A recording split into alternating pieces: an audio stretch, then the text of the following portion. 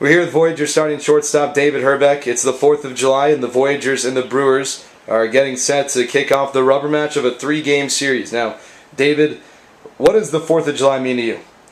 It's just a day where you really, remember those who've sacrificed a lot to protect our freedoms and appreciate our freedom, and those who are continuing to serve us, especially the military. I know I appreciate my host family here, living on a military base with them, and it's all they do for us. Now, big crowd on hand tonight. Obviously the team wants to play well, but you specifically doing really well, an 8-game hitting streak.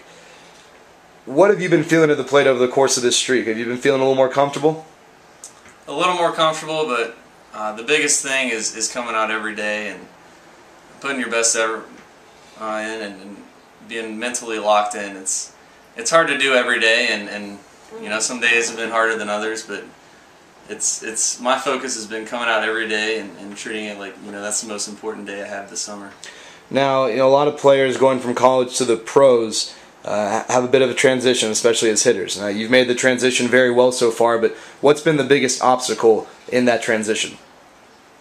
Like we were talking about earlier, it's playing every day, and the pitching's a lot better on a daily basis, and you can't take a day off. If you come out 90%, you're gonna do bad. So it's coming out 100% locked in every day, and I think that's the key in making adjustments. The team's 6-8 right now, getting off to a bit of a slow start. A couple days ago, had a really nice comeback victory. Obviously, didn't follow it up with a win yesterday, but how important do you think that comeback win, the team facing adversity, coming together and rallying to get the victory, will play out in the long run of the season? I think it's huge to have set that precedence that no matter how many runs we're down. I think we were down by 6 at one point. We've been there, we've come back, and we've won. So if we get off to a bad start, down by a few runs, we have that precedence that we have come back, and we can sure do it again. Now, moving to the defensive side, you and Joe DePinto have formed a very strong middle infield combination. How important has the communication and the development of y'all's relationship on the field been to your success?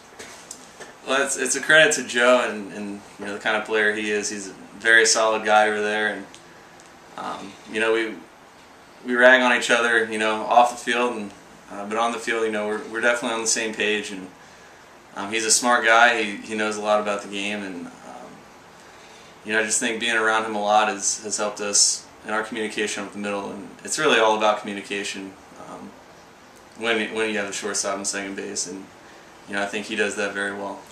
Now, a lot of the players' families are here in Great Falls for the homestand to celebrate the 4th of July weekend. I know that your family wasn't able to make it. Anything you'd like to say to them listening back home? Yeah, just miss you guys, love you guys, and even my girlfriend Susan, I miss you too. Can't forget the girlfriend. But yeah, it's cool out here. Maybe they'll come out and visit one day, but just miss you and wish you were here. Well, hopefully they can come watch you play, because David, in the middle of an 8-game hitting streak, has been one of the offensive leaders for the Voyagers this season, and as the everyday starting shortstop has been holding down the fort defensively. Well, we're about 15 or so minutes out from first pitch of tonight's ball game. It's the rubber match of a 3-game series between the Voyagers and the Brewers, as you're listening to Voyagers Baseball on 560 KMON.